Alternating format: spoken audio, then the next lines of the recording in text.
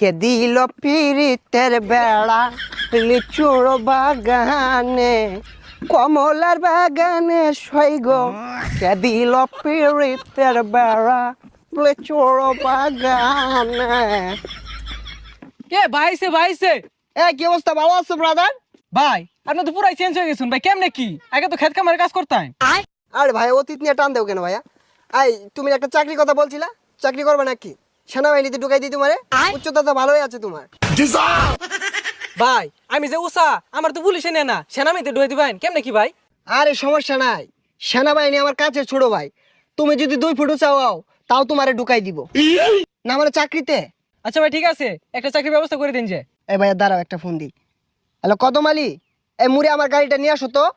কি কোন ভাই এই সিফার ওটা এত বড় গাড়ি ঢুয়াইতেছেন ঢুকবো? আরে সমস্যা নাই, আসলেই দেখতে পারবা। ভাই এত চেঞ্জ এত